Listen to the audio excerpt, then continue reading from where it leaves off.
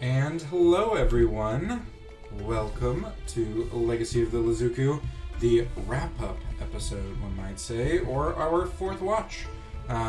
With me here, all these wonderful people, our players. We are going to be answering some of your fine questions tonight. We are not the happiest in the world that we have to end our campaign so quickly. However, we'd like to go out on a high note and talk about what could have happened, what awesome things we really appreciated as we went, and what juicy secrets we can extract out of the players, and definitely not me. So, this is going to be a little bit of a free-form version as we have done before, but I think we're just going to start jumping into some questions, unless, am I forgetting anything? There's a lot to cover, but I don't think that there's too much left. Well, chat also, you're more than welcome to throw questions in. Thank you. Yes, please, for those of you not familiar with what this fourth watch is, we will take questions both from our reservoir that we have already planned, but also, if you have any questions yourself, please throw them in the chat, and we will try to... I couldn't find the mute button fast enough. The less. First question, Mike, where is your mute button? No, I'm just kidding. I found it! Yeah. No. So, but yeah, please drop any and all questions you have, and we'll try to get to them. Let's start out with a pretty kind of standard question that we ask in these fourth watches, and that is to all the players, what would you consider to be your favorite moment as a character in this campaign? It's very broad. Whoever wants to go can just take it away. Like, favorite character moment, or just... I'd say your favorite moment that you did as a character. Oh, as we did as a character? Yes, like you have to brag on yourself. You have to be like, that was a fun choice. That was a good time. That was... Saying fuck it and definitely letting myself get yeeted off of a building. You just let it happen. I'm not gonna hurt this person. If they want to throw me off the building, that's fine with me. Well, I'm glad that all worked out. Totally. Anyone else?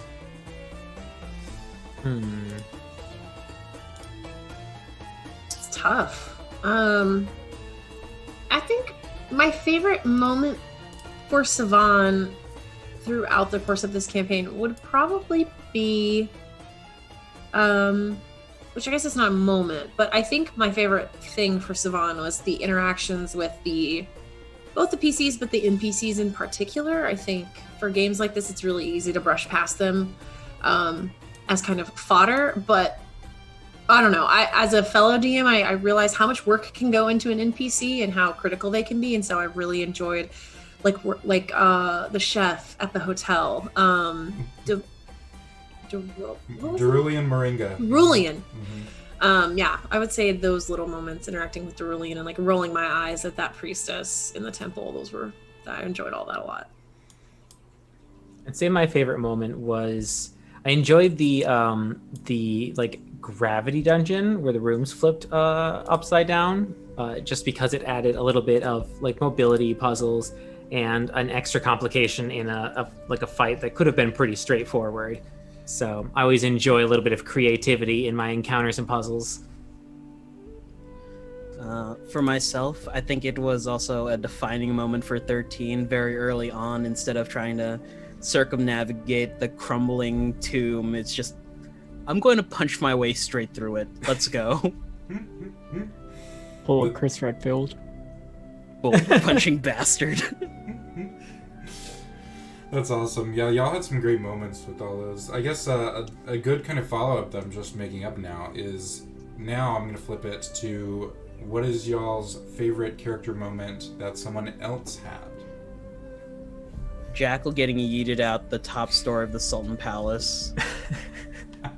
Boy, you have like 13 HP. What are you doing up there? I ask myself the same question every day.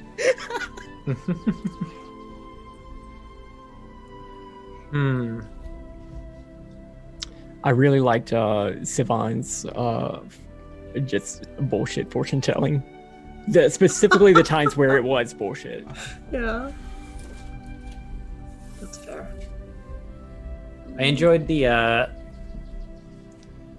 body horror to some, sick mutations to others, but I enjoyed like the theater of the mind painting that 13 painted every time they brought out a new weapon or new attack or like new way to climb around. It was pretty cool. I liked watching like someone go half anamorph every once in a while. Yeah, I think for me, again, it's not necessarily a moment, but like an overall choice. But I think there's no secret that I loved Conley's sprites, like the little elementals that he kept with him. I liked it because it was a unique take on like this concept of someone who is from nature, of nature, respects and loves it. So a lot of times you see like kind of typical beasts or animals, and so I thought that the sprites were a really fun take on that. So I'd say that was my favorite. Luke, can we get one more PD? Oh. Aw, I'm gonna miss them. Yeah. Yeah, that started with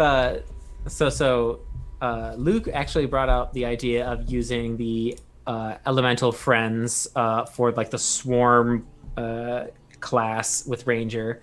And then we just like made up a bunch of like random names on the spot and had a bunch of like just purely improv conversations whenever we needed to have those happen.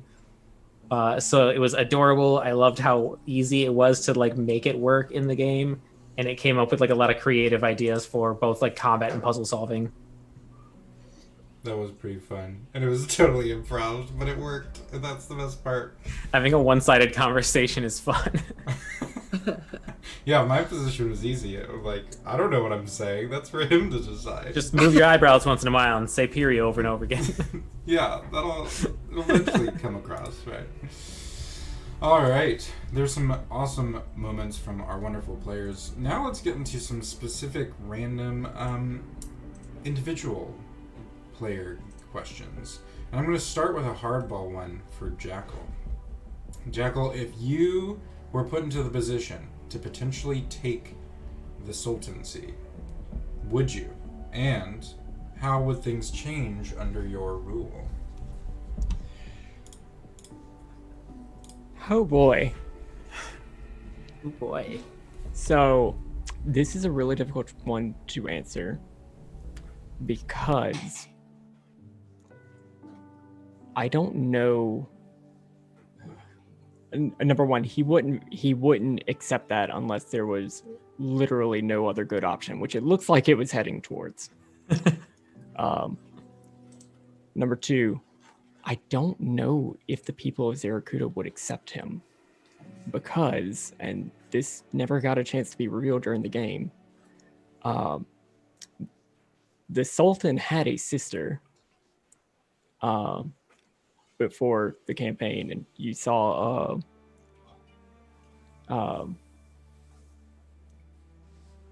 no, that it wasn't her kids, it was their aunt.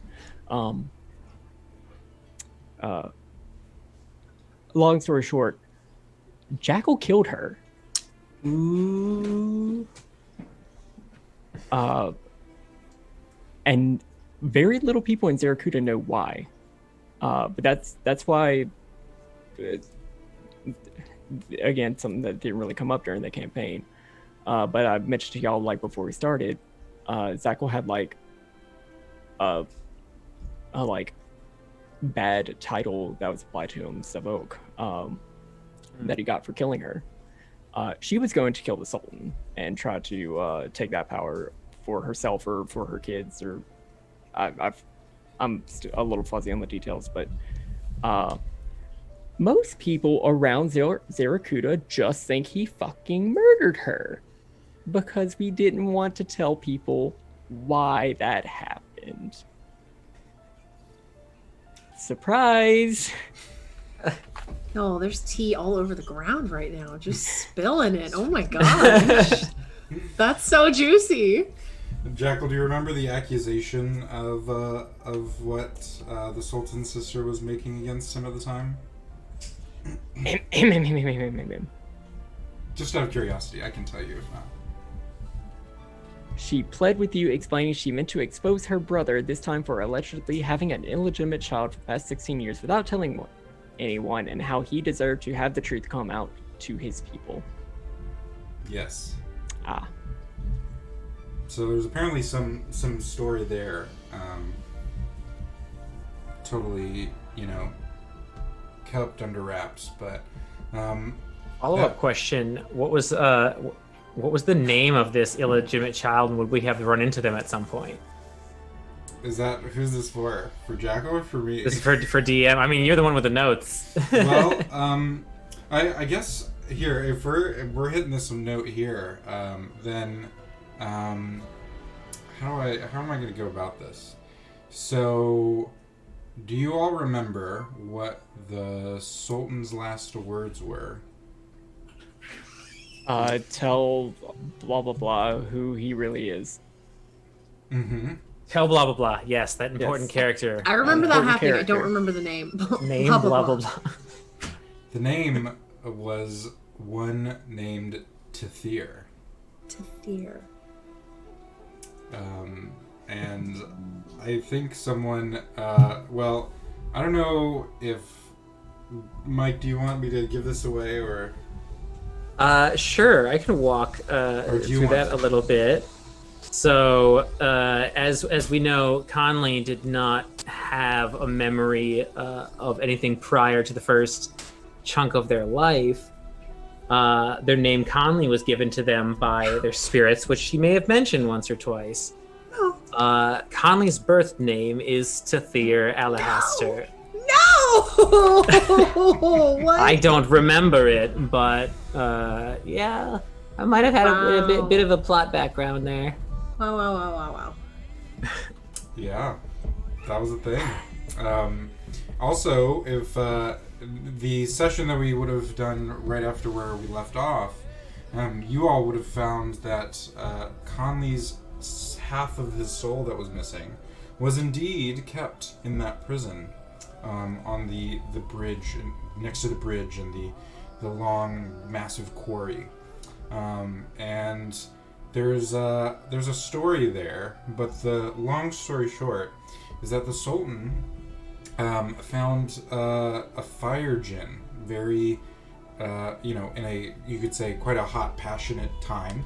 And, well, they had a kid, and it was kept under wraps for so long that basically when Conley's mother came back from the elemental plane of fire, she wanted to claim Conley for herself because she was part of this powerful kind of like part of the royalty there and deserved and wanted her child, and the Sultan wouldn't let him go. And so quite literally he was split in half by a portal back to the elemental plane of fire, which is where his soul was severed in two.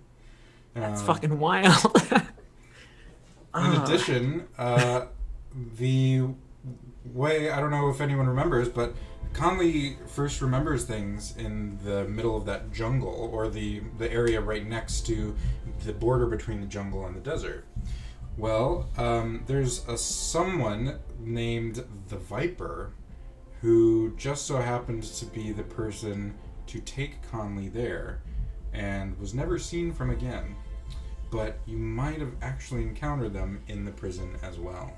And that's because the fire djinn's minions came to try to chase after Conley as he was being swept away. And the Viper, in a final act, was killed protecting him in the forest before dying. Now, who's the connection to Whose the Viper? backstory is that? Yeah. That's my backstory. You snack? No, Jackal was just the Jackal, but his the previous spy master was the Viper. Ooh. No, his name is not actually the Jackal. It's Seth. Oh, wow. You believe this shit, Savan? We're traveling with a prince and Right. What the fuck? Yeah, there was definitely going to be a flood of memories once Conley got the second half of his soul back. Would have been fun because I didn't write anything about my prior memories. I only worked from the amnesia forward, so like learning about like all of this background stuff of my own character, or even like hearing my name pop up for the first time actually didn't click in because I forgot my name, and then like a week later Luke mentioned it to me and I was like, oh shit, I'm plot. Whoa. I got like really excited. It's me. I'm the plot. I was the plot the whole time. The real plot were the friends you made along the way. Exactly. So that was kind of a long, meandering set of questions, but yeah, that was a little juicy piece of character backstory that I was holding in my back pocket for very close to where you all were, or where we left off. But that's a fun little tidbit. That was fun to see y'all's reaction. Cool. Let's move on to a question for Sivan. And I'm going to read this verbatim, despite the implied things here. The question is, who is your patron, and how did you get gypsum? Okay. Well, Sivan is technically, mechanically a wizard, so she doesn't actually have a patron, so to speak.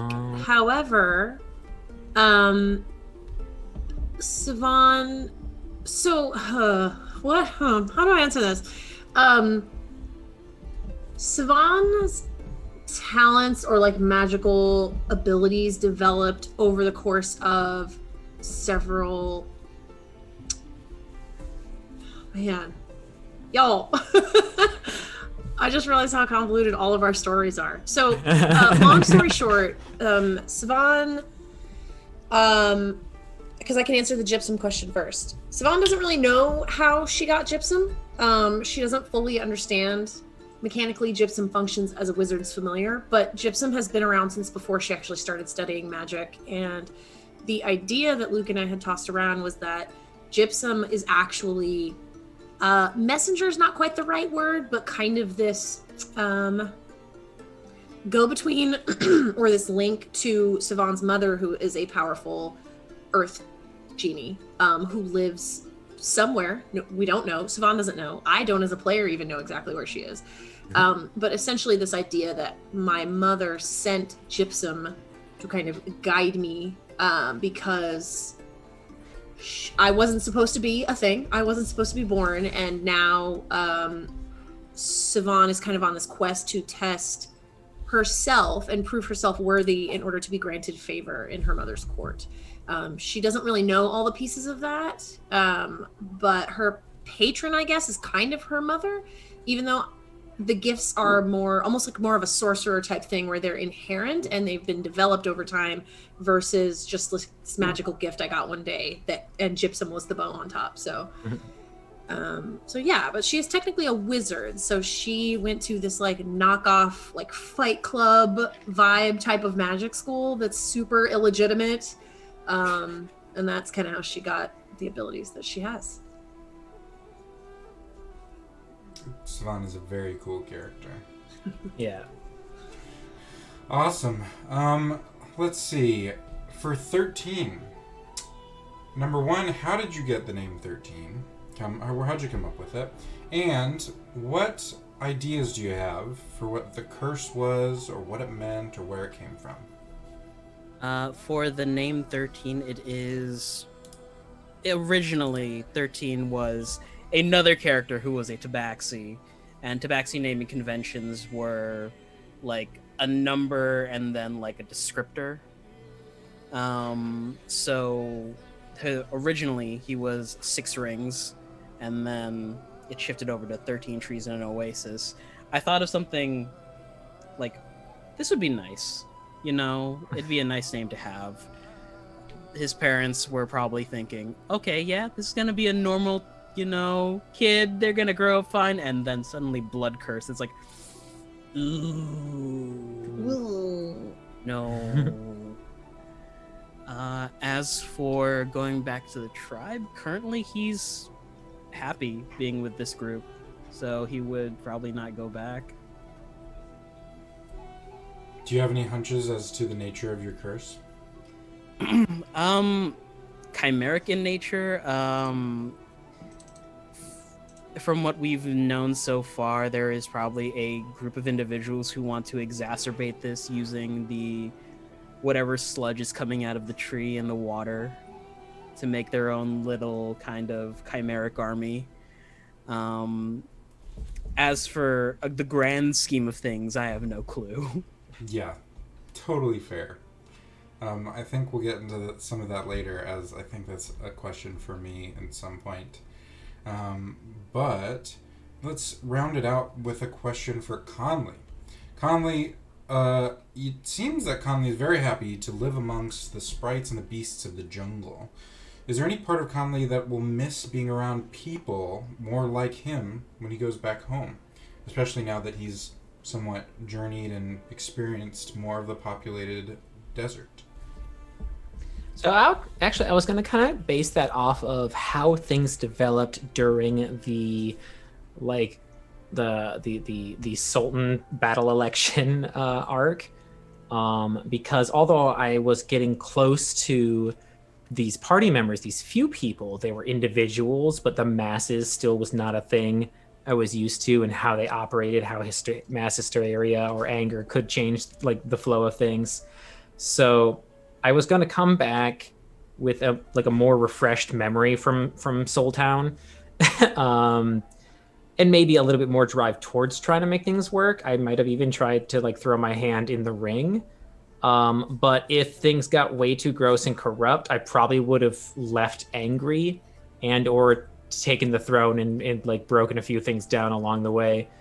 Or if the turns out like the masses end up genuinely being like good people and my friends are there to back me up, then I might have become more accustomed to staying behind. I was also playing with the idea that the little soul sprites might not be able to return with me through the like return trip, like once we got to the afterlife section, which would be like a really sad way to get rid of them. But I didn't know how my class would work afterwards if I got rid of the swarm. That's good questions. I didn't even think about that at the time, but that is totally legitimate. Well, cool. Does anyone want to field one my way thus far, or should we keep going? We do have one in the chat. Oh, yeah. If we want to like read off those. Yeah. So we have a question is where is Jack originally from? Jackal's originally from Zarakuta, the city where we were, born and raised. Yep. Raised, sure. So like his tragic backstory is that his parents died whenever he was like 6, and so his dad was, his mom left long before he could remember her. And he was just like left on the streets after that. That's whenever he was picked up by the Viper and like brought into that information network that you've seen himself use and promote. The Viper had good intentions with kids. They weren't great with kids, but good intentions. Yeah, it was fun to see how you brought that information network still alive. Because I gave that to you, we worked that out backstory-wise, but you maintained it. You brought it into, going to see the kids after the Sultan died and, pointing out the different lookouts that you had on the streets. So that was really cool, I think. Let's see. What else to hit next? So, if nobody else wants to bring their question up for the DM, mine's very large and broad. What plans did you have for the rest of the game? For the rest of the whole campaign? What could have been? What could have been? What were you excited? What places were you excited to take us? Yeah. So, let's see. To start, y'all were definitely going to find Conley's other half in that prison.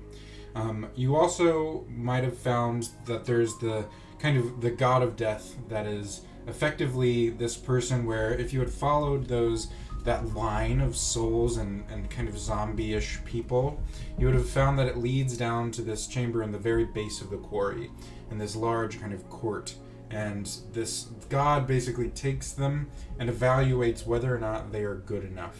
And if they're good enough, then their soul is crystallized and turned into a star that gets added to the cosmos as it unravels for the rest of the world. And basically, the people that aren't good enough get sent to the prison where their souls are effectively fed on for energy for the rest of most of eternity. So would that make the massive bodies that Conley and Savan pushed a constellation? Like a logistical nightmare for the judge down there. Like a small galaxy. Yeah, a small galaxy, yeah. That's our Katamari contribution. Yeah. And one of the reasons why Conley's other half was not made into a constellation is because it was fractured. So that's why it had to be kept. Yeah. So then you all would have found that there's also this crumbled half of the prison where there's a strange magical pool there of water, and it's almost as if you could go into it. And then you would have found yourselves in this strange castle underneath a bunch of buried sand. You can't see the sky, but you're in this large antechamber that's mostly collapsed.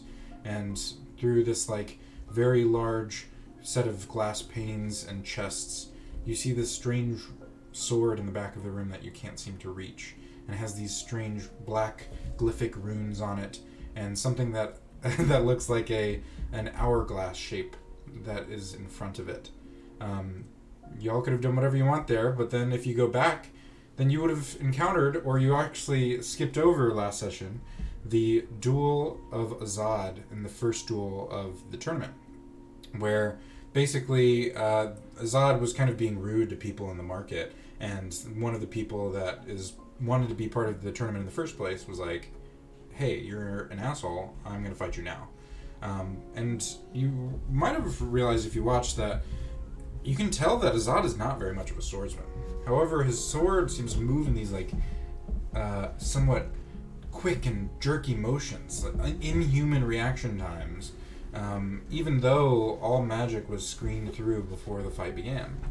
And long story short, you would have found that he's basically cheating. And there's this ancient sword known only to the Mad King of Onyx that is said to win fights without the swordsman even lifting a finger. And the only way... He got the phantom sword? Yeah, basically. And the only way to beat it is with the sword's twin. And if you would have put two and two together, you would have found that that's the one that you found back in that submerged castle. And so, long story short, Azad kind of had this lich, not patron, but kind of ally. His name is Balthazar, and he was the vizier of the Mad King of Onyx back in hundreds of years ago. And Balthazar's pet was named Onichi, which is this shade that was locked up for a very long time. Oh yeah. It's all So- coming together. So y'all would have basically kind of found out Azad's got some funny business going on. You would have kind of investigated and been able to research what that was. If you found that there was if you connected that there was the other sword, you could have gone and got it there, or you could have confronted him in other ways.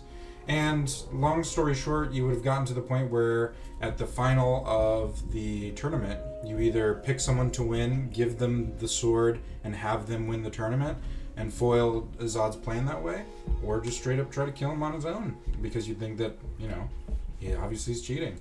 And then, if regardless of what you kind of did in that portion, Azad would have retreated back to the spirit world where, under the kind of the supervision of Balthazar, this kind of ties into the next question, where I believe it is just phrased, "What was Bigfoot?"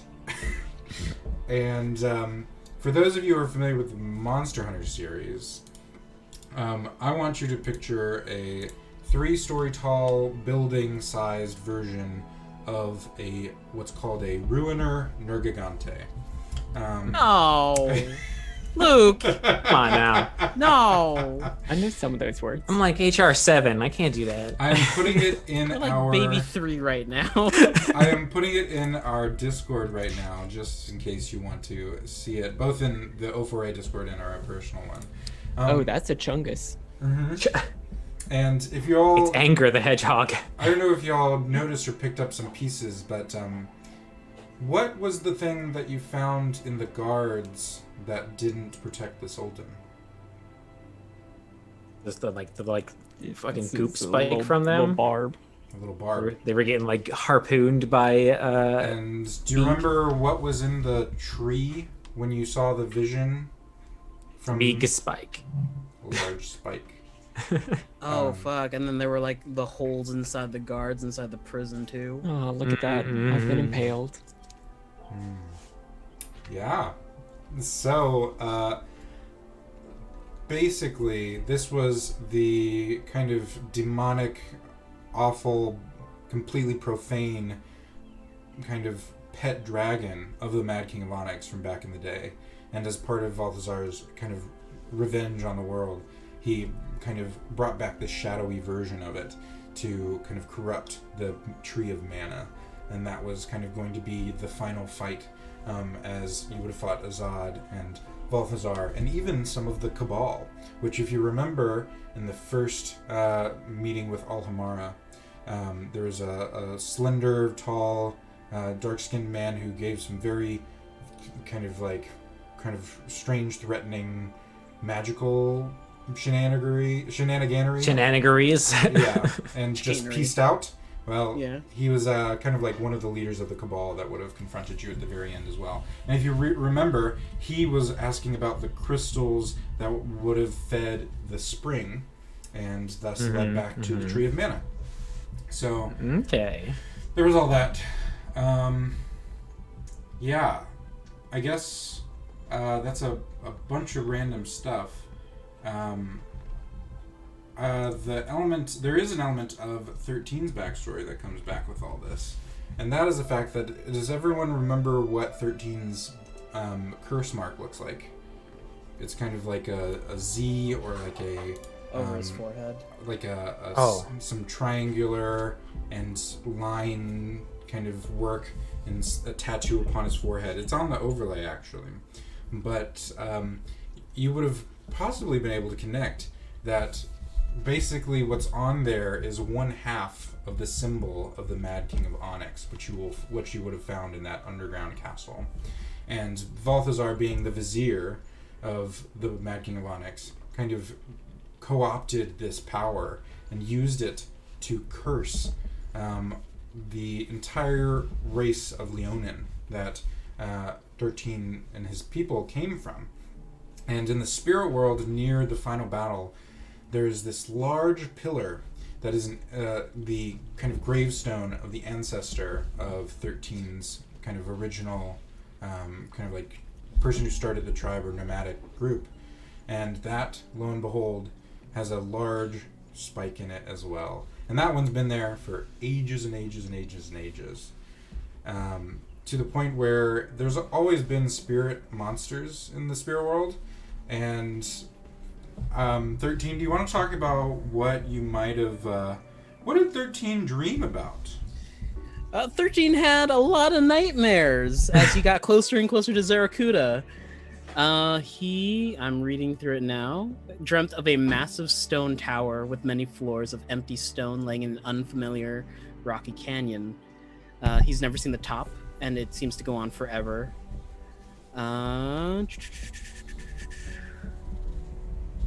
Yeah, he wakes up on the curve ramp right outside of it.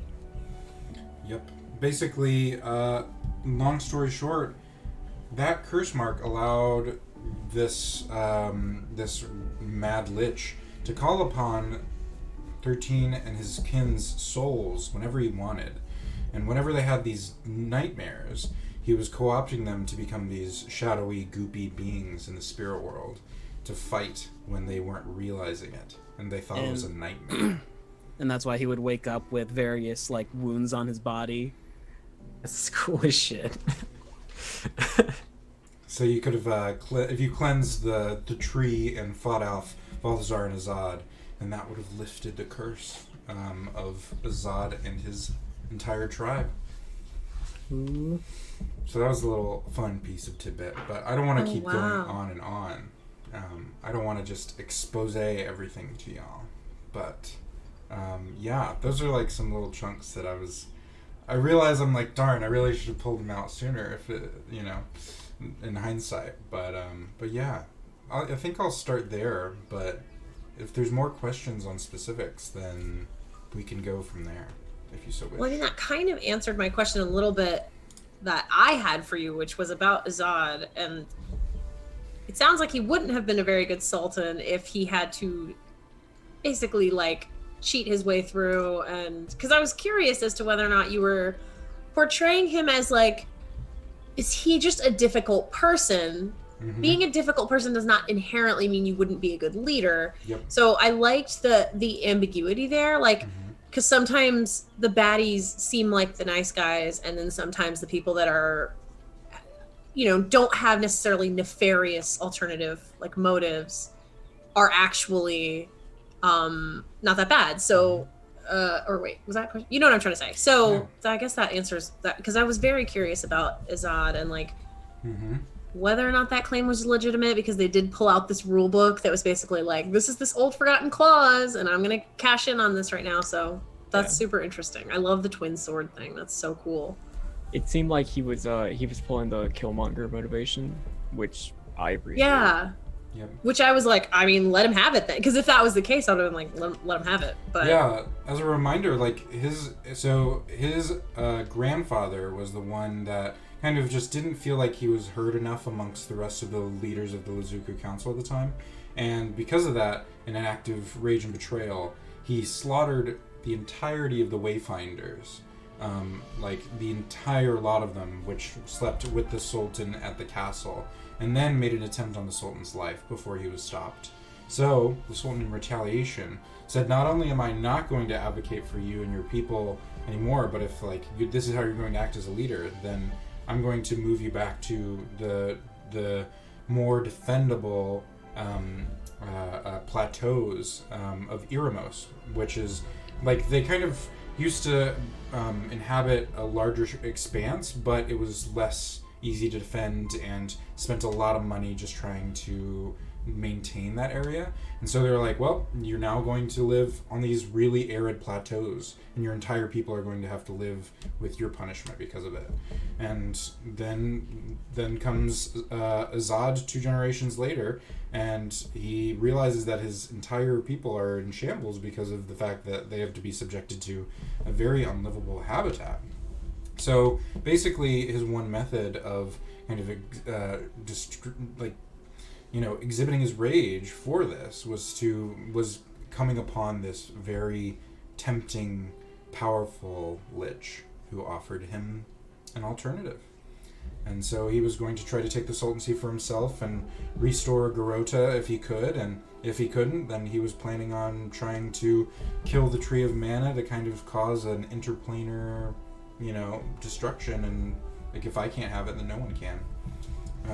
So that was a fun little arc to portray, though I do not think he would be a very good, I don't think he would be a very good I'm not vibing. leader. Yeah. Oh no, Jackal vibe checked him. It was not fun. Not at all. I guess one thing that is to bring it back to the potential final battle, which would have been at the tree, you all are right in the sense when you're like, Luke, we're level 7. And you're right. This massive, like, dinosaurish creature made of shadow and goop is an absolutely insane CR kind of creature. However, one thing that would have come forward is the ability for one to find how this lich would have summoned it in the first place. And that would have included finding its, their spells, their notes, their things like that. And there's a really interesting element of Savan. Tell me about your spellbook. Oh shit! Tell us about Okay. your spellbook. Okay. Yeah. So where Savan grew up, it was kind of this like, it's not a huge place, and there's this cultural understanding that when somebody there dies, if there are no next of kin, if nobody comes forward to claim their belongings or their estate, it kind of just is like a free for all. Like anybody in the community can go claim whatever property they see fit. And so Savan happened upon this spell book, like this grimoire kind of thing, totally by accident, because somebody had died, nobody came forward, and she was like a kid. She was like 7 or 8, and rummaging around this stranger's house and found this spell book that had a bunch of different spells written in a ton of different languages, none of which she understood. And so she just kept it because she thought it was super neat, and then put it away until, fast forward, now I'm an adult and I'm going to make my own way. So that's wild. And did it have any special properties to it? It was always dirty. It was always dusty. So it didn't matter. It didn't like make other things in my bag or make me dusty, but there was no way to clean it. Like it always stayed like grimy and dusty. Yeah. So long story short, that was this Lich Valthazar's from back in the day. And before he was able to, he basically was kind of semi-killed, kind of like Voldemort killed kind of thing. But before he rose again, his spellbook was cast away to the sands of time, never to be found. And, well, until this small girl picked it up in this village in the middle of Garoda and That's wild. started using it as her own book. So basically there was, with more investigation, you would have found that basically that was you would kind of unravel and be able to unsummon this massive monster from right in front of his eyes. Oh, that's just putting so much faith into me as a player that I ever would have figured that out. You didn't have to. There was going to be specific things with relation to when you start to if you were to start to research the sword and such, then that would have kind of led you along a side track that would have led you there. But yeah, so that's another little thing in the pocket. I realized I had a lot of secrets from y'all.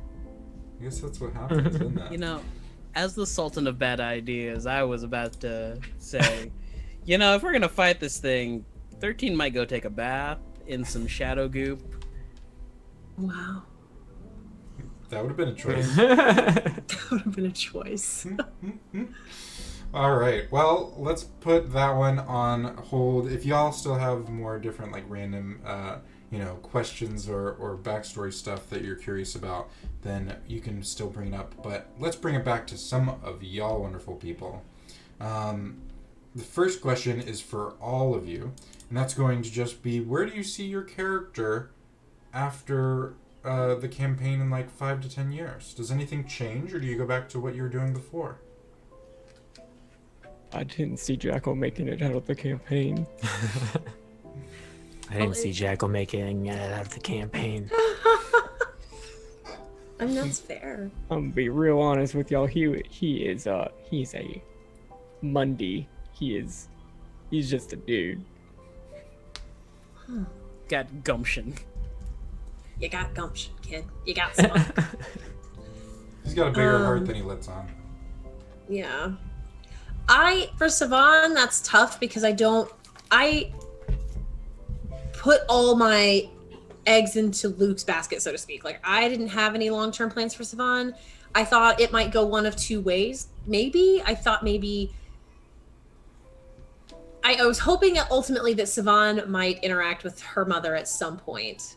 Whether that meant, it really was dependent on what happened during the campaign. If Savan had formed really tight bonds, not only with 13, but also with Jackal and Conley and possibly other people in the environment, I don't know if she would have continued to pursue finding her mother, because I think Siobhan ultimately just wanted somewhere to be and to feel like she was part of something, and that she deserved what she had in life, I guess. So that could have meant staying with either 13 or staying with the group or like wherever she found her home. But I also could see easily like mom turns up and she's like, hey, because we played a little bit off of this idea that Earth Genasi are very like materialistic and very very focused on not necessarily domination, but this idea that they are the best that is. Like they are the best. They represent the best element in this kind of idea. So I could see easily Siobhan getting sucked into that world and being like, well, if my mom's rich, then obviously I'm going to go hang out with my mom and like be a pseudo princess or whatever that might mean. So I was kind of just seeing how it played out. I don't know why I was thinking this, but I always felt like, you know, they would have been a lot more down to earth. Oh my God. All right, get them out before we leave the campaign. Good night, folks. Yeah. If anything, you know, this whole mother-daughter relationship would have been a bit rocky. I'm done with y'all. my I'm goodness. done. I'm so done with y'all.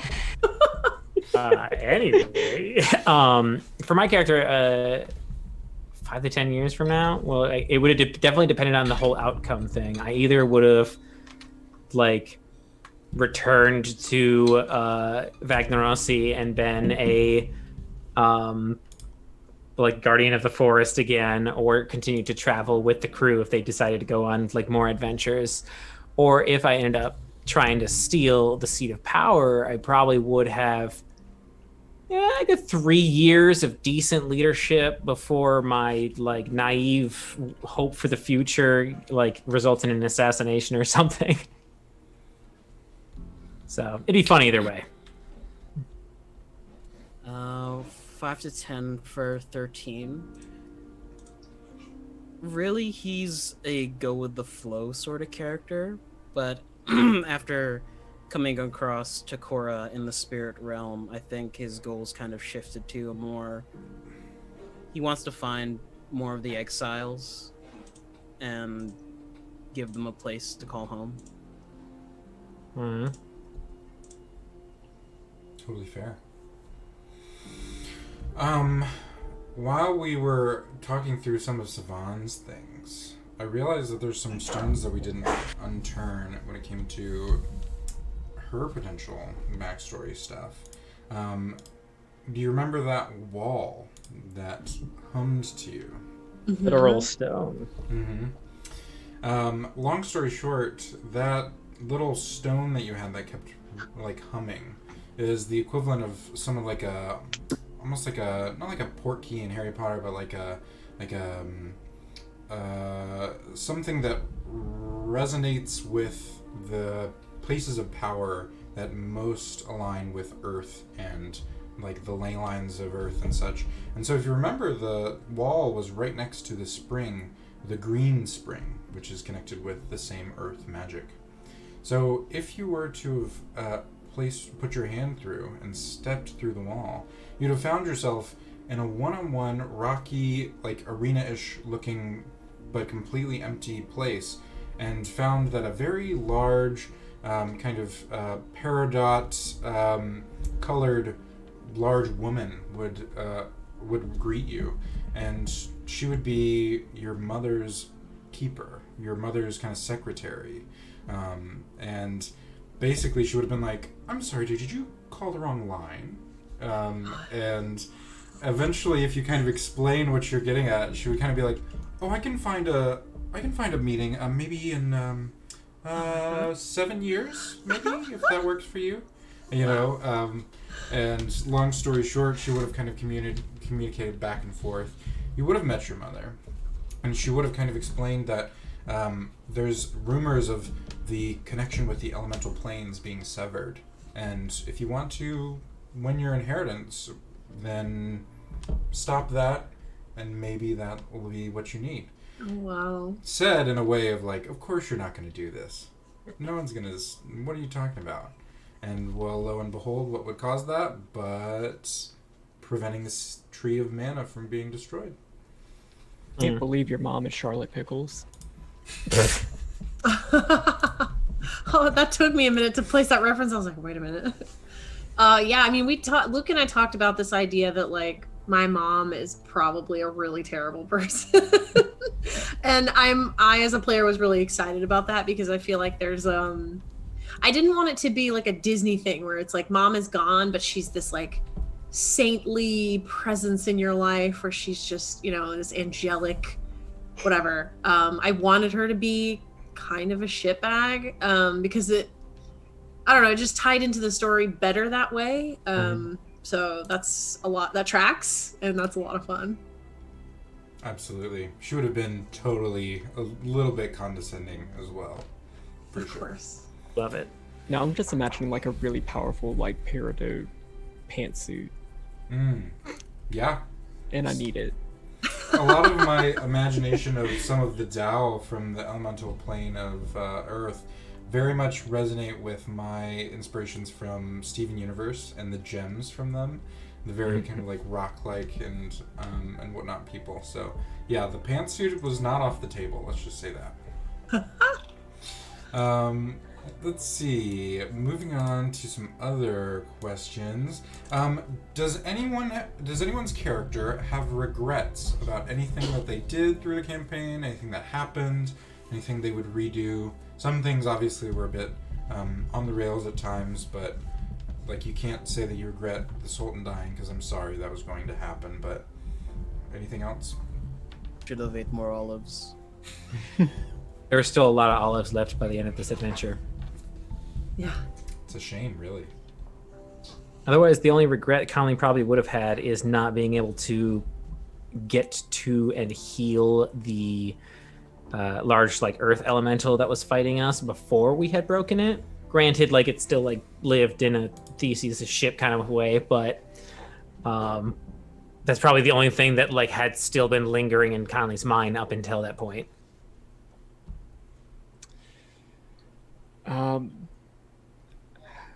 I feel like there still would have been time for this to happen later, but I think Jackal would have expressed that he needed to go into the like Sultan election battle 2K whatever year it is, just not to win, but just to kick out everybody who wasn't going to be good. You are not worthy. And then just like forfeit to whoever he went up against that he actually thought was a good person. I can imagine him like getting coffee with each contestant before going to battle with them, so that he can be like, "Are you a good contender or not?" Vibe check them before they vibe check them. Yeah, exactly. Very neat. Any others?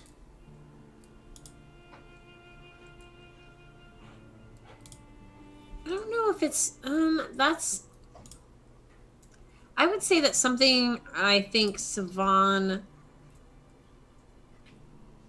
if she were looking back at this beginning and this time in her life, I think she probably would have wished that she had been a little more serious about investigating these threats, especially as things went on, especially if there was loose ends or questions we didn't get answers to. I think that she would have kind of beat herself up is too strong a word, but she would have been like, I am a smart person and I did not use my skills because I was too busy dicking around. So like, I think that might be something, depending on how things went down, especially had one of the party members been lost. I think, either with the battle with this creature, or if she had failed in her own quest or had watched one of her friends fail in theirs, I think she would have wished she had taken things a little more seriously, kind of like, okay, we're in the big leagues, it's time to stop. Or if Jack had been thrown off a building or something. Yeah, like that would have not been a good time. Goofy scream in the distance. Yeah.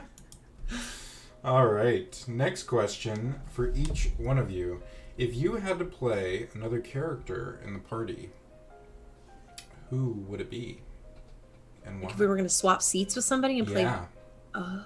Another player in the party. Okay. Huh. Well,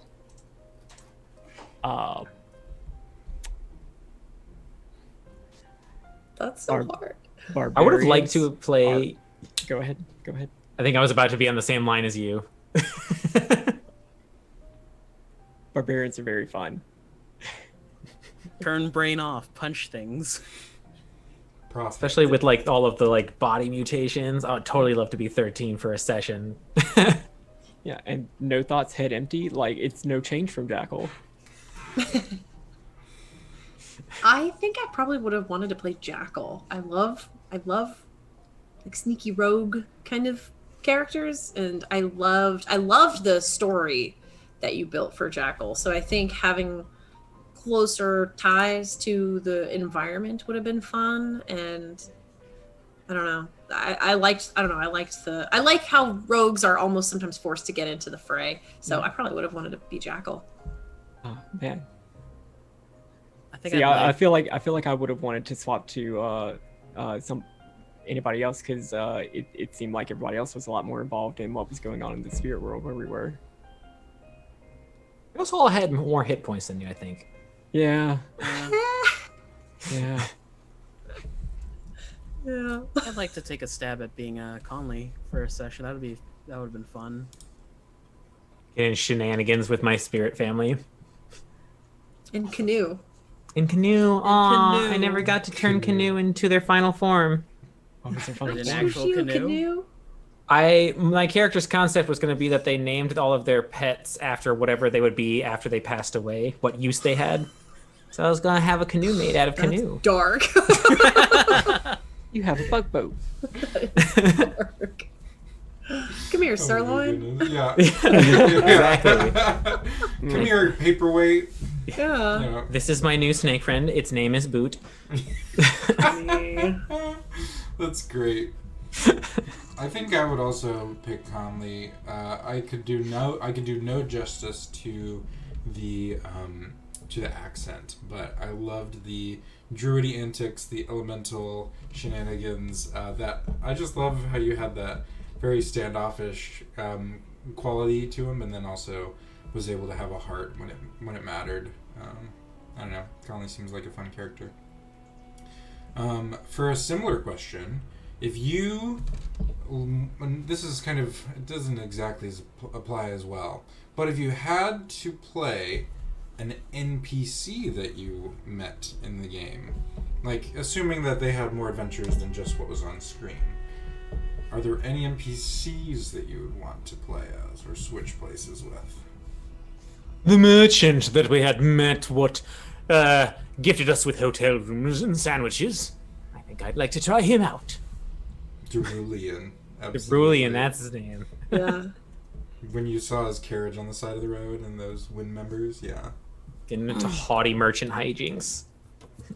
I don't think I can do the vamping any justice, but the sister who originally helped us out with the scarf, that would be a fun role.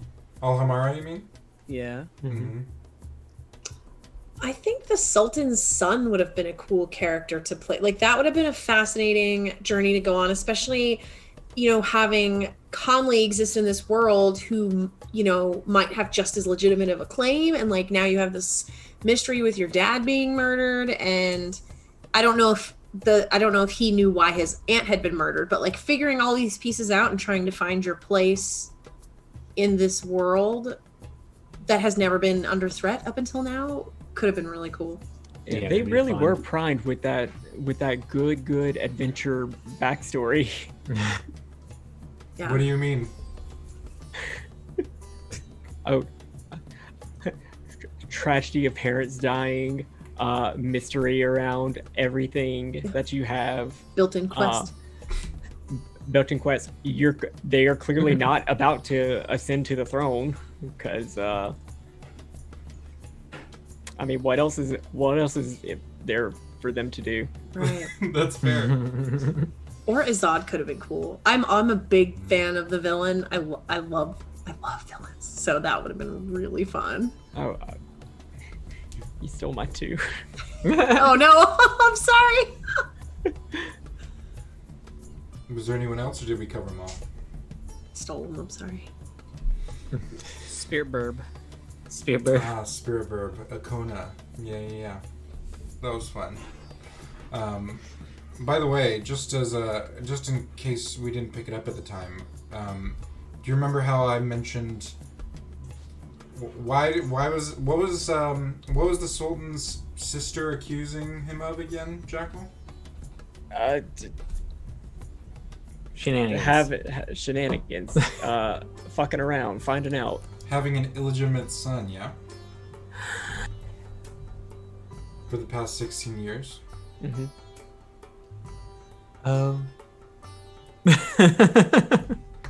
So it wasn't fake after all. She actually did know that Conley existed. Okay, well, she could have not tried to kill me, so... That's on her.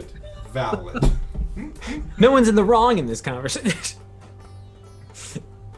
Absolutely. All right. Let's see. I'm just gonna go to the next one. Oh, I was going to say, how did everyone, like, ignoring the parts that I told you now, what did you imagine the rest of the campaign was going to look like without any information? I thought we were just gonna fight up to a spirit tree and then have a big Final Fantasy VII battle against the big old Godzilla shadow monster. Would happen to be one of our fathers for some reason?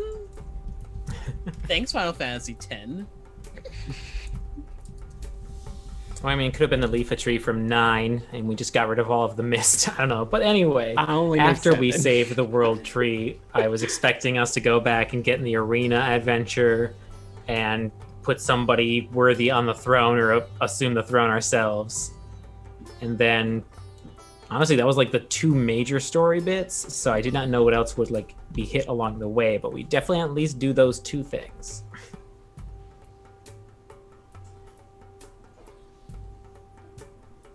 No, honestly, same hat. Yeah. I will say I fully expected one of us to die. Like, I was anticipating a character death. Maybe not now, like maybe not within the next couple of sessions, but towards the end, maybe. I expected it during the gravity puzzle fight. That would have been entirely possible. That was possible. Y'all actually did really well against that. I had 15 hit points at the end. At the end? Wow. But yeah, I don't know if I have any. I really had no idea how the Sultan thing was going to play out.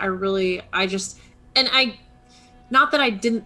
Sivan was certainly fallible, but I didn't think everybody else had such big things tied to them. Like Jackal had this whole connection to the throne, and then Conley had like an entire jungle to save, and his spirit was broken, and then 13 had this huge curse. So I kind of anticipated that one of the 3 of you, for whatever ties you had to each of those things, would be the cause of your demise. Very well could have. Yeah. Awesome. Well, Graham's got a question, which is similar to the one that we did originally, but it's slightly different. What is one moment that stands out for you as a player, as a fun moment, choice you made, or just a nice, fun time? Party outfits. Party outfits. Yes. I love that y'all just did that, and Sivan's excitement from that was great. I think the fun moment in choice was me and Sivan figuring out the whole soul traffic jam situation. That ended up being more innocent and fun at the same time.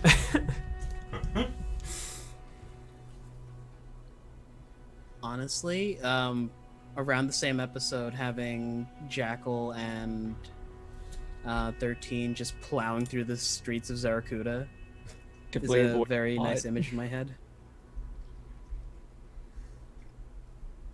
I think for Sivan, every time Sivan made a choice that painted her probably in kind of a negative light, like stealing the silverware and peddling it on the street, or like, I don't know. I liked even lying about it. Yeah, she was kind of unsavory in some moments, which I really enjoyed. So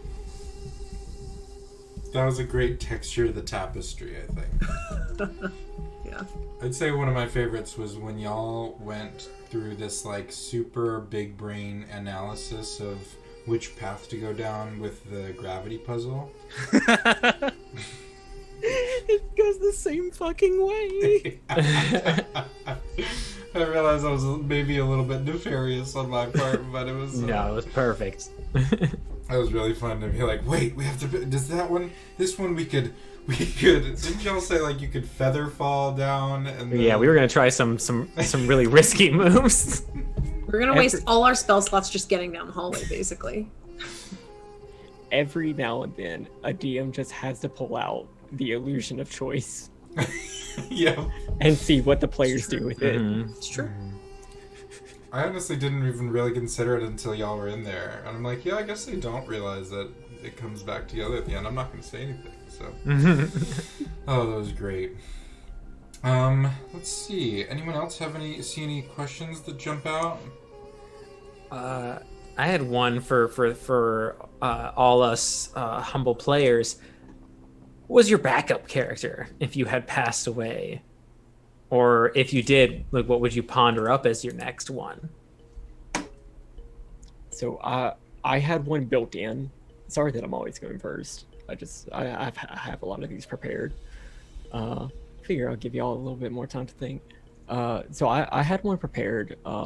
They were Zendon, one of the kids that Jackal pointed out, who kind of took the place, who kind of took Jackal's place whenever Jackal took over for the Viper.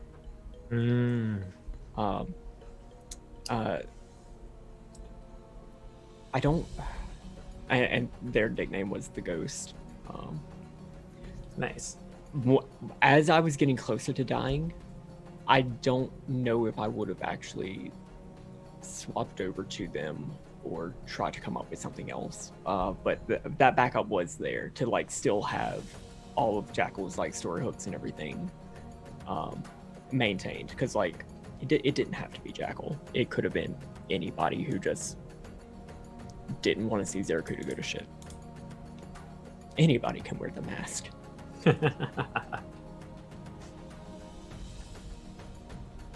Honestly, maybe something simple, maybe a fighter of some sort, but they would have been a competitor for the throne. That would have been cool.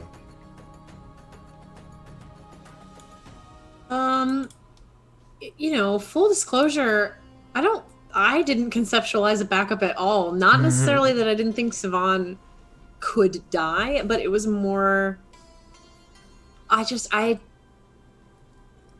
Sivan, of all of us, probably has the least amount of...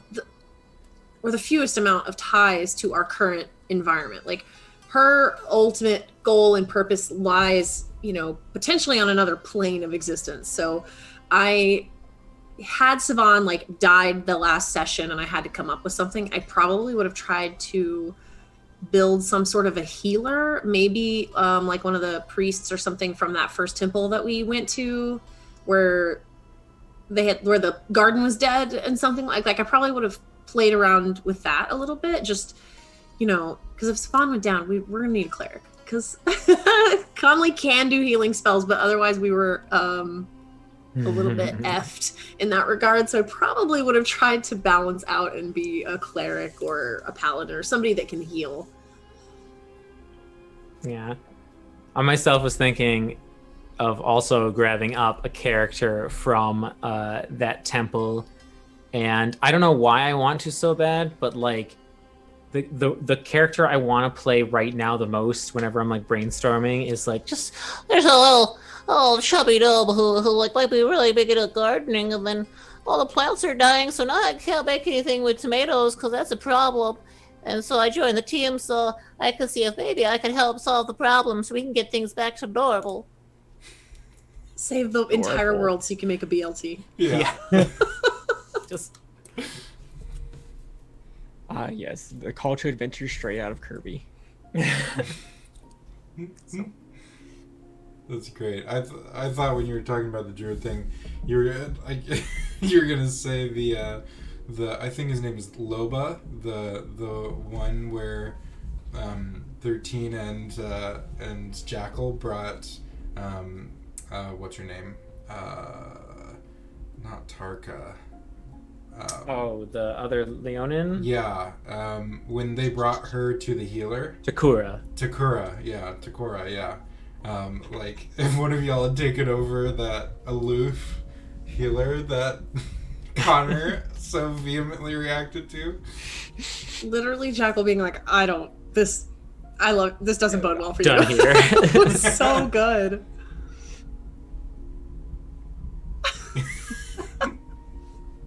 People are dying, and you're. I don't have faith in our health department. Valid. Neat. Let's see. Let's go to Jackal with, given the chance, how would you expand or expound upon how you use your information network? I don't think that he had any ambitions to do that. It was mostly something to just keep things in Zerakuda running smoothly and get problems identified and resolved quickly. And also, employing orphans, like taking care of orphans, like that's the biggest things. Keep them out of trouble. Unless he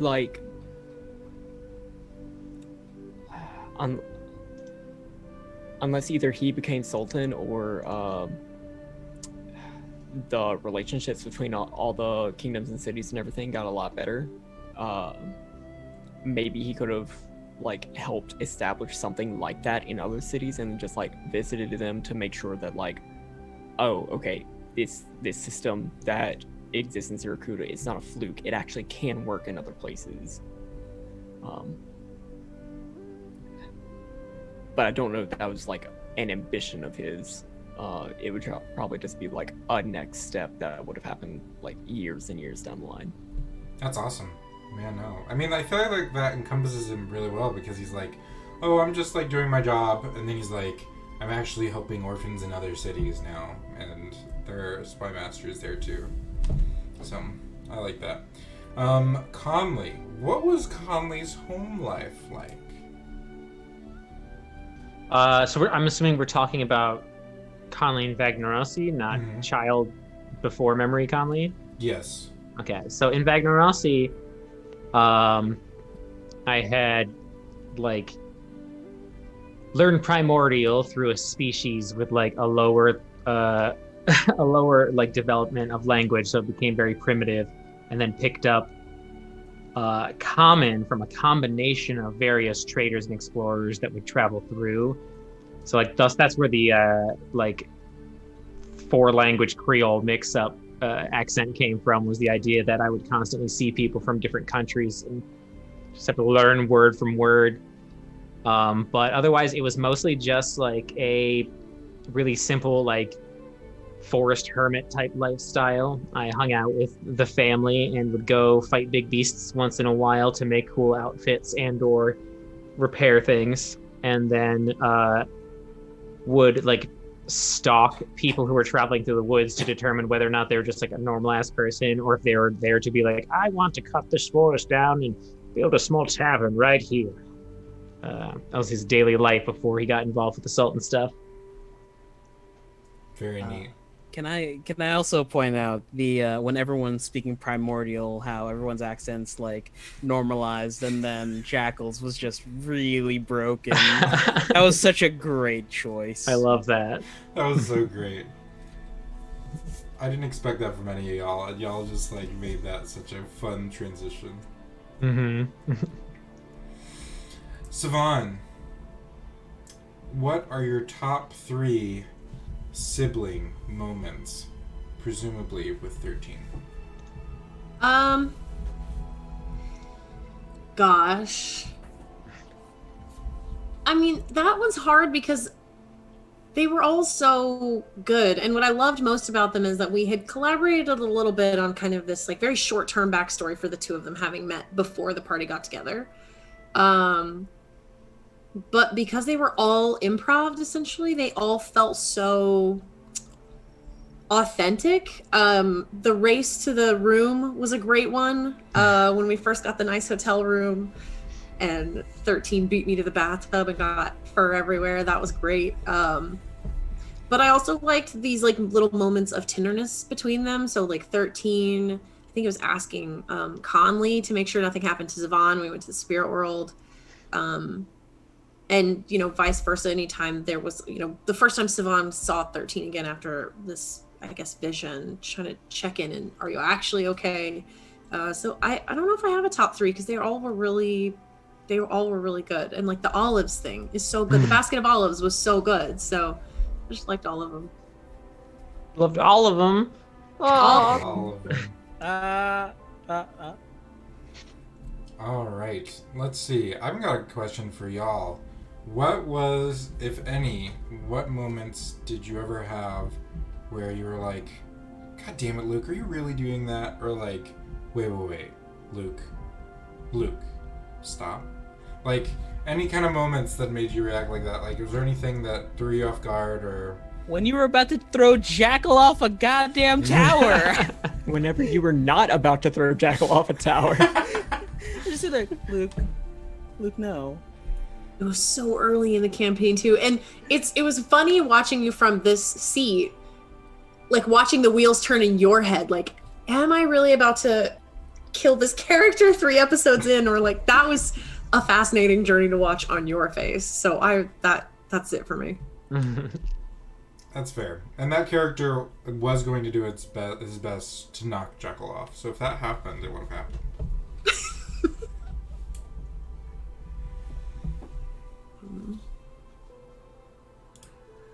Okay, so I have a question that I just thought of actually. Sure. Luke, if the roles were reversed and one of us was the DM in this campaign, in this setting, what kind of character would you wanted to have played? Like who would you have built to exist in this world if you were on the other side of the screen? Ooh. That's a good question. I think I've always wanted to there was this random piece of backstory that no one ran into, but it was an option if you ever made a Dragonborn. I kind of want to make a Dragonborn character. Someone that, probably some sort of like sorcerer of types. Again, this is things that y'all never ran into, but I had imagined that there's like a tribe or group of Dragonborns that are all dedicated to making glass. And like with their breath, like their fiery breath, and like as craftsmen and things like that.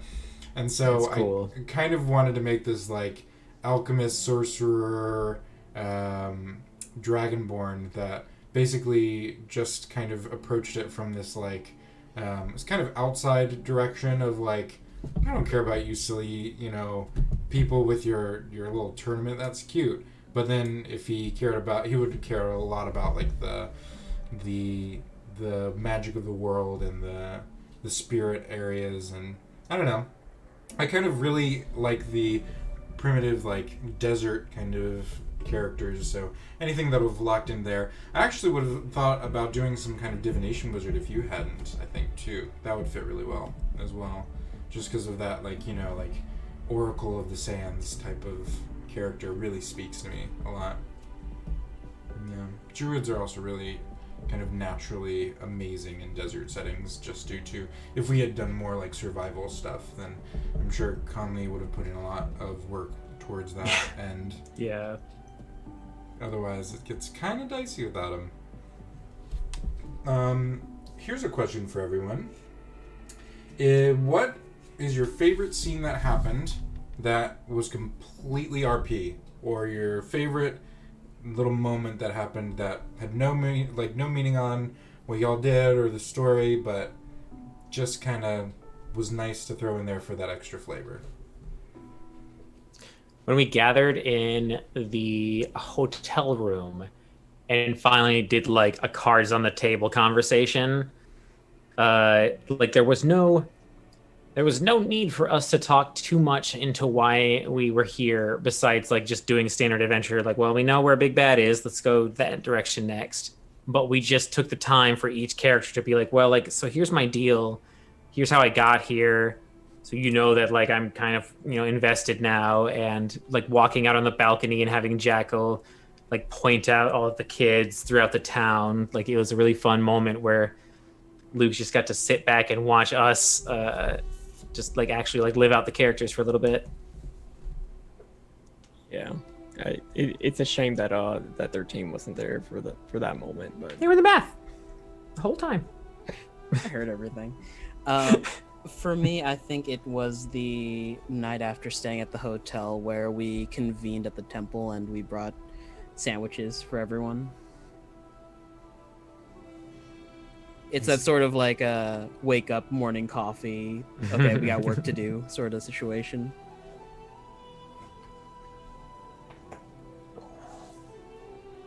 That's tough. I mean, the conversation, that was good. To pinpoint that a little bit more, a moment that had literally no mechanical bearing whatsoever, was this little intimate moment between Sivan and Jackal, wherein she's like telling his fortune. And he sees through it and still kind of plays along, which I feel like for me, I think we'd seen hints of Jackal's underlying personality, but for me, that was when kind of this like really buried, quiet heart of gold exploded, at least for me, because he was so gentle in that moment. Not that he always moved very carefully and very intentionally in this world, but that was the first time I really felt like, oh my god, like Jackal is kind of sweet. So I really enjoyed that a lot. yeah, that whole just that whole through line from talking in the hotel to that bullshit fortune telling to like the next day, just me role playing how other people are delivering these party outfits to all of y'all. Oh yeah, the party outfits were... those are great. I'd say y'all took most of what I was going to say, I think. But I think there were some really nice moments in the hotel, even in the party and the coronation, where even y'all were talking to like Onorok next to you, and the rice purveyor from Boaz, I think. Just those cute little like, oh, we're at a party, Savant's nabbing silverware, like 13's eating olives, Conley's trying to avoid everyone, Jackal's, dealing with the vizier who's kind of stuffy, and I don't know, that was a cute little moment. Also, y'all had no idea what was coming, and that was wonderful. Do y'all know who, or do you have any kind of guess as to what that creature, that red man was? Red man? What? So y'all were at the party before the coronation, and this red-skinned man came up to you with this crystal ball, and then that's what y'all all saw the Sultan in his last moments through. Oh, is that Conley Mama? Is that who? Is that Conley Mama?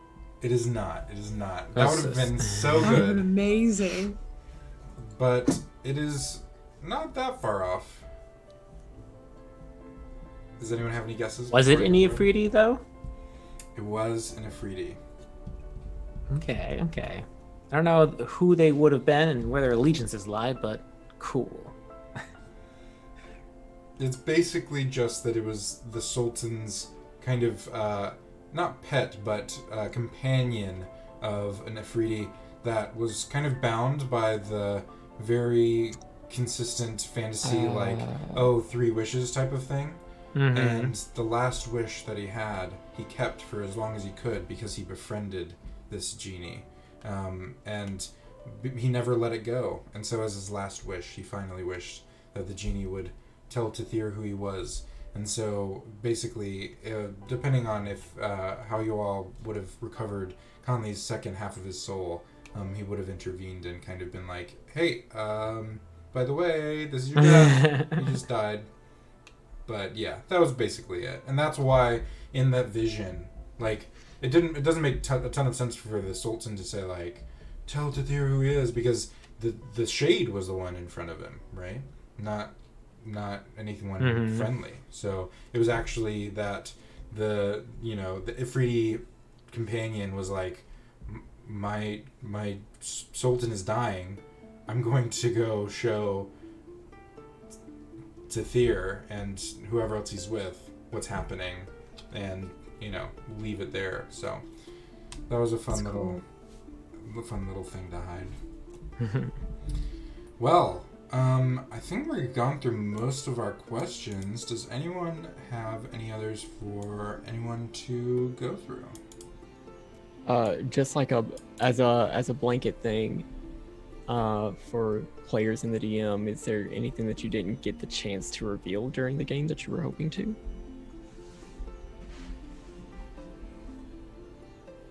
Conley's background, I think, would have been neat, mainly because like I didn't have all the pieces myself, so would have liked to learn a bit more about that and gotten my soul back. If I remember correctly, we were gonna go up to level 9, correct? Yep. I was gonna spec 3 into fighter and then take Rune Knight so I could turn 13 large as a bonus action. Oh goodness. That would have been more chimeric antics there. I'd have been able to stop gnomes from falling off of buildings. Halfling, excuse you. Oh. Oh my. I think something I would have liked to have come to light more would have been Gypsum's true nature, because Luke and I spent time trying to figure out like how to not make Gypsum like this weird OP companion that didn't really fit the class, but to also make Gypsum unique in their role in Savant's story. And so I would have liked to have seen us get a little bit more information from Gypsum, like how is he able to summon and unsummon himself? Because a lot of times Savant wasn't actively like, I would like to summon my companion. If she thought about him, he just kind of was there, and it was this weird relationship that I would have liked to have seen pan out more. I want to know more about like how and why Gypsum, how and why. That's all I would have. But and do y'all remember the specific instance that Gypsum? There was something unique that Gypsum could do. Gypsum could talk to ghosts. Gypsum could talk to the spirit of the first Wayfinder. Basically, he himself was a bit of a spirit. And hence, he could kind of go between the worlds. Ghost snake! Kind of go back and report if need be. And Spoopy snack. That's cool. I'm sorry, Luke. What was that? Report if need be? Who's he reporting to? Probably her mom. Oh, Snitch. He's on the payroll. God dang it. yeah. Well, that was not like. At first, I don't think Savant, from where Savant is now, I don't think she fully understands why Gypsum is in her life, but she has put together some clues. So obviously, the way that he looks, that has something to do with Tao and like this earth elemental thing. But yeah, that's wild. I don't know if it would have taken me a while as a player to figure out that Gypsum was a fucking ghost. Like that would have taken me a little bit of time. Absolutely. It basically wouldn't have come up until you met either your mother or her secretary, so to speak. And even then, it would have been like I didn't realize you were still around. Good to see you, Gypsum. Like that sort of thing, right? Let's see. Something that I wanted to kind of go into more, but I guess I just didn't really figure out a way to do it as much in-game, was the nature of the spirit world of Ravea to be very, like, undulating and strange and, like, ever-changing. The one time y'all did see it was when you all both went into the entrance of the gate, and it was a canyon for Savant and Conley, and it was a forest for Jackal and 13. That was fun. Yeah, I kind of like there's a bunch of different influences that I use to kind of describe this spirit world-esque kind of thing, but it's kind of like a mix of the spirit world from Avatar: The Last Airbender, mixed with like the Upside Down from Stranger Things, combined with like if you've ever played Legend of Zelda: Twilight Princess, how like the Twilight kind of realm, like there's these different forms that people can, like, you can't see normal people in the same light, that kind of thing. And so, but I don't know if anyone ever tracked that there's kind of some similar places that correspond between the spirit worlds and not. So like how both the green spring with the water that goes up to the temple was also in a big long shaft in the spirit world, even though it wasn't in a cave. It was still like a deep kind of underground spring. And also the canyon itself that you all went through to get to the final gate was actually through the same area. And if you remember from the very beginning, you all went through a canyon to get to a prison. And so Yeah, I was getting that vibe.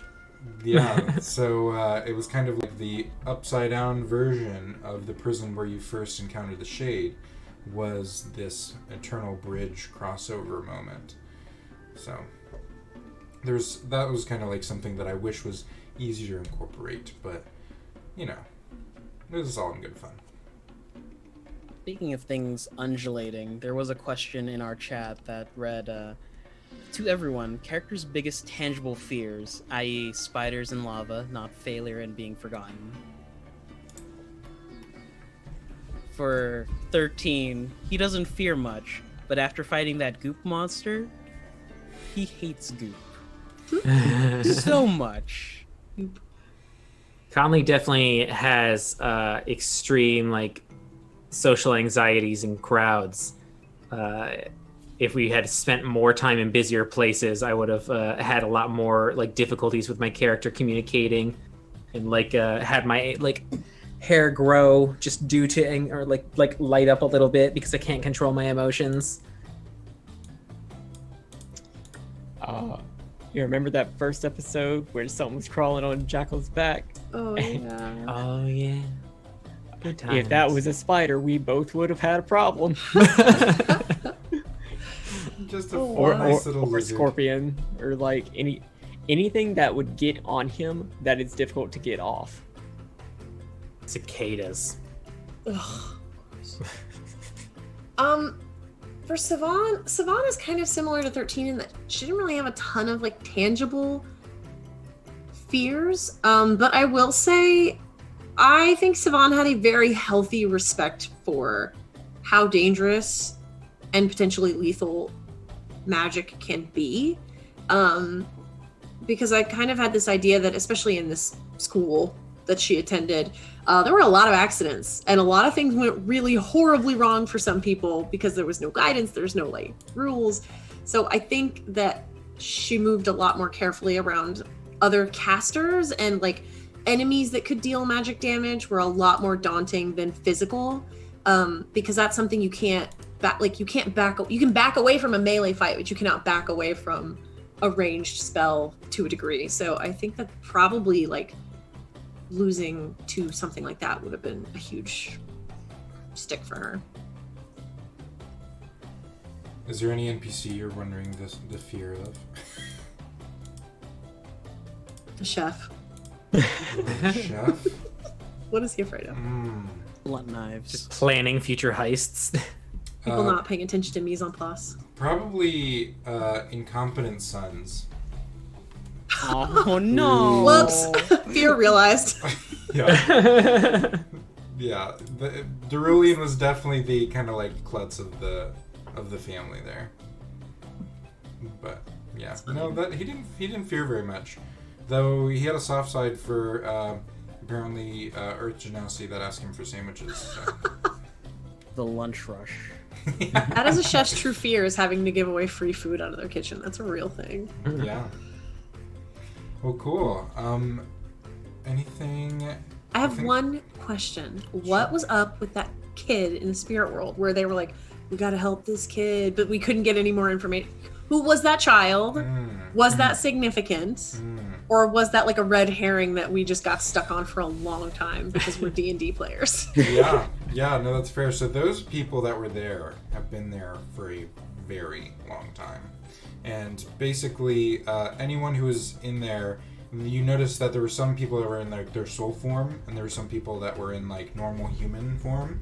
But as you know from the kind of like the lore around the scarves, that most people, if they're in the spirit world without some way to ground them, they kind of start to lose themselves, lose their mind, and their souls start to kind of take their own, their own ideas of what they want to do. And so that's what brings them to this strange zombie-like state.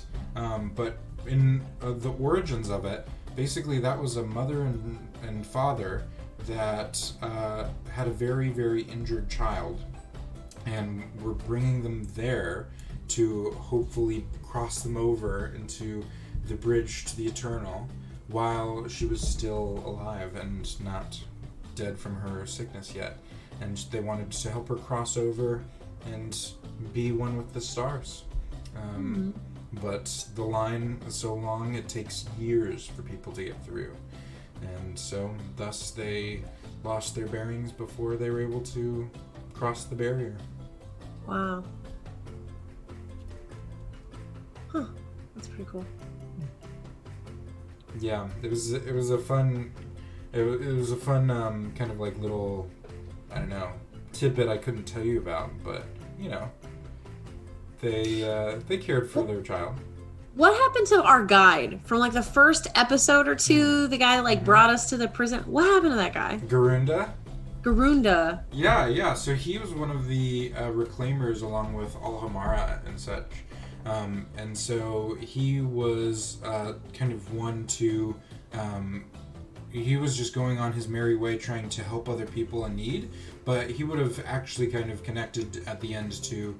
I think my plan was for him to make an appearance right before the final fight, where kind of like, if you all had known that you're going to go chase after the Cabal and Azad and all that kind of thing, him and Alhamara would have kind of like volunteered to come along with you and fight if you so wished, because there's going to be a lot of people. But he was doing his own thing, kind of because of the nature of these, these kind of druid rangers that go everywhere and help people. But it's he was just kind of off doing his own thing in the wilderness. He would have kind of been a little spooky and come up and asked you about the shade and stuff later. But yeah, that was pretty much it. He was a jolly fellow. All right, friends. Anything else before we close for the night? Any last burning questions? I don't think so. Not for me. All right. Well, I believe that this is going to draw us to our close of our fourth watch. Thank you all so much for sticking with us both in the sessions that we had and also this awesome Q&A. Our players, my players here, are amazing. They're great, both in and out of the table and just as people. It's been a pleasure playing with everyone here, and we really hope for anyone watching that you have been able to enjoy it with us. Again, we're a bit sad that we weren't able to fully figure out how to get to the end, but I think there were some awesome memories along the way, and I really value what I learned and what we got to do together as a group. So with that, I believe our Warm Fuzzies are currently in Flex, or I cannot access it, but we do want to thank anyone who does participate and contribute to the Patreon for O4A so dearly. We do appreciate all the support. And yeah, I believe that's it. Let's just go to sign-offs before we close. Oh, those. I guess I can get that kicked off. Hello, everyone. I am Media Flare. I am a voice actor in Tabletop Nerd. Right now, I don't have anything going on, but I am in the projects of working on something. So keep an eye on my twitch.tv/MediaFlare, and we should have a couple of things showing up soon. Otherwise, yeah, just follow me on Twitter. I share funny things and will occasionally post up polls for y'all to help me create like upcoming projects. It's mostly tabletop oriented these days. I also plan on doing a few charity streams for Pride, but I haven't figured out which day yet. And I also keep you posted on those. Hey everybody, I'm RJ. You can catch me at rjustice282 on Twitter and Twitch, where I tweet about the nerdy things of my life and sometimes stream with my friends. You can catch myself and the lovely Cyberwolf1201 over on the Indoor Adventures channel on Mondays in our homebrew campaign, where we're dealing, well, my character's dealing with the fallout of a wish spell, and there are space worms. Also on the VODs, we played a very fun game of Monster Prom, so go check that out. Other than that, I'm over at G Game Nights, where on Thursdays and Saturdays, and finally over at the Hype Goblins channel on Sunday mornings. Hoi! I'm Cyber. Find me on twitch.tv/cyberwolf1. It's spelled like it is in the chat. Right now, I am trying to play Minecraft. I do not know how to play Minecraft. I played it like 10 years ago.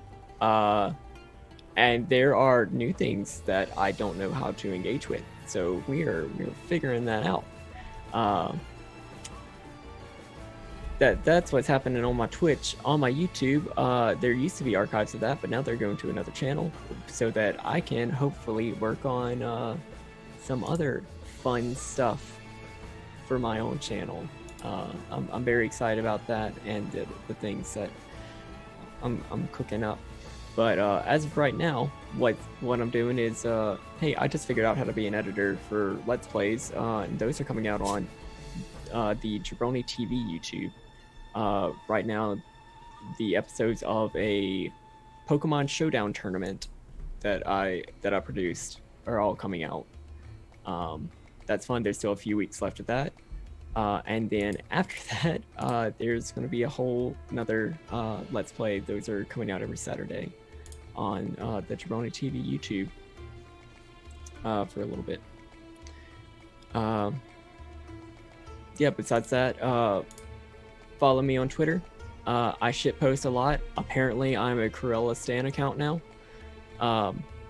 which is fun. Yeah, just I'm there. I'm doing stuff, and on like RJ said, on Indoor Adventures on the Monday night game, I am there. We are dealing with space worms, and also maybe planning to fight a god. So that's we're gonna have to talk about that, Mister. So yeah, go check that out. Yeah. Okay, well, I guess it's my turn. Hi, I'm Chris. I am a TTRPG actual play podcaster and streamer. You can find me on Twitter at Kiss of Hemlock. I have a lot of fun stuff going on. That's the best way to keep up with everything that I'm up to. I am a cast member on the Fae Forge Academy, which is a 5e podcast, actual play podcast set at a magical school. I'm also part of a cool podcast called Rolls as Written, wherein I play what I believe to be every DM's worst nightmare, which is a gunslinger, rogue, warlock with a bad attitude. So that's a lot of fun for me. Probably less fun for my DM. I'm just kidding. And you can catch me on Tuesdays on the We Are Nerdsmith Network. We are doing a 5e campaign set in kind of a fairy tale spin on like an interplanar Feywild versus Prime crossover thing, which is a lot of fun. This coming Sunday, you can find me and Luke, actually. We're doing the finale episode or session of a mini campaign over on the Meta Initiative, which is part of the Obey Alliance. So you should definitely check that out. It's a very cool group of people. But beyond that, I have some other stuff brewing, as always. I don't know who I would be if I didn't fill my schedule to the brim with all the games I want to play with all my friends. So to keep up with that, you should just follow me on Twitter. All right, everyone, and that leads back to just me. I'm Luke. You can find me on Twitter at Dr. Petrichor, You can also find me on the O4A Discord as such. I do, right now, this is the only other thing beyond the meta kind of mini campaign on Sunday, which you all should tune into. But I hope that this will not be the last time that you see me making content on random parts of the interwebs. I like to do cinematics work and make video game cinematics for my daytime living, but I'm also thinking about maybe doing commissions for things like the intro for cinematic for this campaign and the like. But keep track of all that on my Twitter for updates. Other than that, I like turtles, and I like turtles. I don't know what else to say. It's weird. I thought that I was going to have more to say about it. No. Turtles are an that's it. underplayed class or race. Oh, that's very true. They really are. Represent the turtles. I have like 4 on my desk right now. Anyway, that's, I think, it for us, friends. I think for the, unfortunately, last time, I believe we're going to be signing off for the night. Thank you all for joining us for Legacy of the Lazuqu. We really appreciate all your love and support, and we hope to catch you in another game, another time, another place. Have a great one. Take care of yourself, friends, and we will see you next time. Goodbye. Bye.